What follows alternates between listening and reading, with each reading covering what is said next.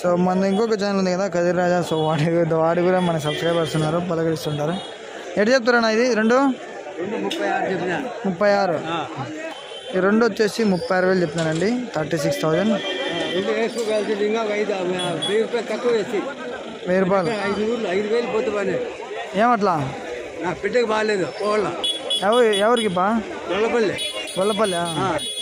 బాగలేదంటావా? అందుకు అమ్మేస్తున్నావా? అందుకు అమ్మేస్తాను. సో రైతులు కూడా చాలా ఇబ్బందిగా పడుతున్నారండి. బాగలేదని 5,000 పోతానండి. ఇంటి దేవుడు బిడ్డ చూసుకోవాలి కదా. అదే మతలపల్లి ఆసుపత్రిలో ఉండదు. అవునా? ఏమైంది పెద్దప్పా?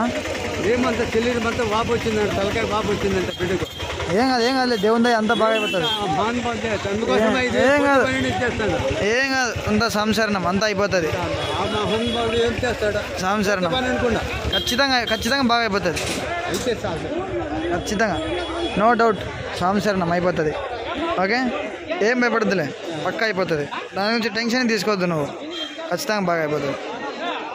సో చూడండి, రైతు వాళ్ళ బిడ్డ కోసం బాగలేదని చెప్పేసి తన దగ్గరున్న ఆవులు గొర్రెలు పొట్టేలు కూడా అమ్ముకుంటున్నారు. సో ప్రతి ఒక్కరు కూడా ప్రే చేయండి. స్వామి శరణం.